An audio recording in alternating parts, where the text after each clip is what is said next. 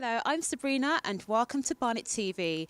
I'm here today at the Burnt Oak Leisure Centre where the Sport and Physical Activity Day is taking place.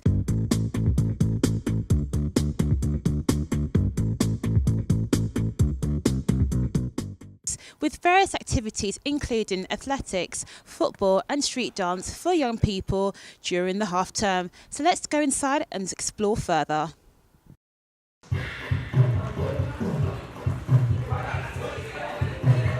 I'm joined by Alicia and Jalpa at the Sports Health Activity event where a lot of hard work has gone into helping young people in the community with health and fitness. So I'll start off with Alicia. Alicia, can you tell me about your role? Okay, my role is to be the Community Sport and Health Activator for the London Borough of Barnet. So my aim is to put activities on for 14 to 19-year-olds within the wards of Burnt Oak and Colindale. So we currently have weekly sessions that run from boxing, basketball, street dance, football and more. Today we're doing our second yearly event. Last year we worked with the Barnet Youth MP, Tossin, and her manifesto was to get more young people to take part in sport and physical activity and also to try and reduce crime. So as my role as Community Sport and Health Activator, it made sense to work with her. So this year we decided to do another event.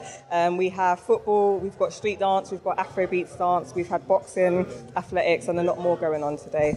So how does events like these help young people in the community with being active and being fit for a lifetime? Yeah, it gives them opportunities to actually exercise, engage, socialise with their friends, also in a safe and in an affordable environment. We work with Jalpa at GLL and we use their facilities as well. Hi Jalpa, just tell me your role as a community sports manager. So within my role, I aim to get as many people active as I can around the borough of Barnet. So that could be from children and young people all the way up to people up to over 65. So the main part of my role is to make sure I'm engaging with these different target groups and getting them involved in physical activity. So how do you think the different sports help young people sort of get active and fit? Because obviously in the news recently there's been obviously obesity and diabetes going through. I just think it helps them, especially with today, I think it helps them in that transitional phase of going from high school to college to university, and it just keeps them engaged in physical activity and sports, and it keeps them happy, keeps them socialising, and I just think it's a great opportunity for them.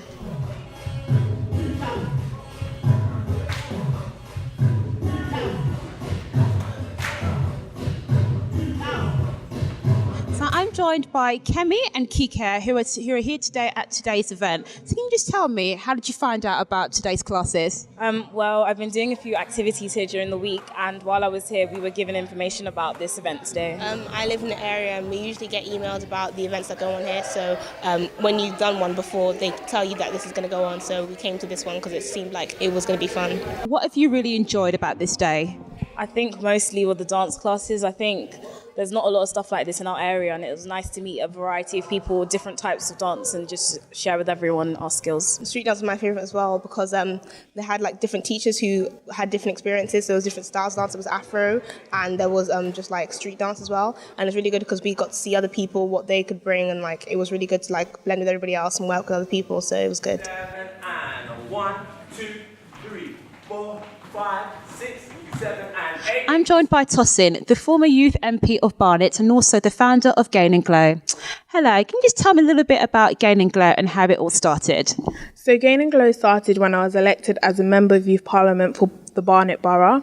I set this up to give young people from less privileged areas more opportunities within the borough.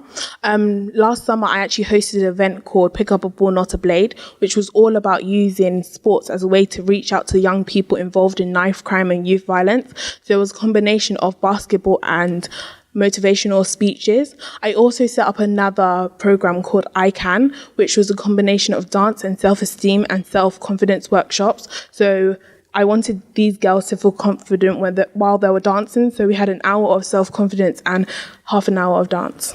So how does Gain and Go help young people in the local community? So I set up events so people can try new sports, and it's like a platform for them to explore their talents. We wish you the best of luck. Thank you.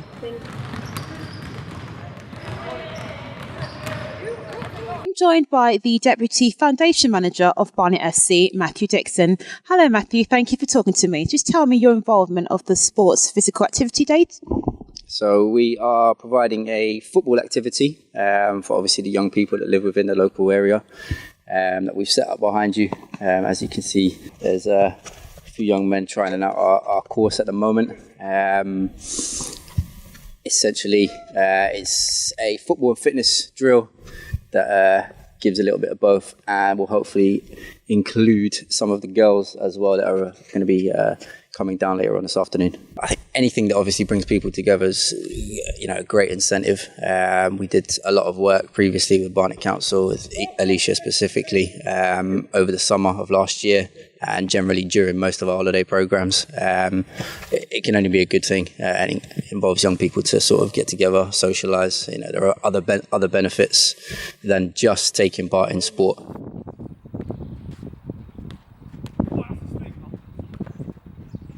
I'm joined by basketball coaches Ashley and Alex. So can you tell me a little bit about your roles as basketball coaches? So we're just here coaching, trying to get as many young people here into our session, participate in our session. Just having fun really, teaching them good morals, making them become real responsible young adults. And on top of that, we're trying to develop them as athletes so they don't only have the option of playing basketball but can diversify, go into other sports and have a very strong athletic background.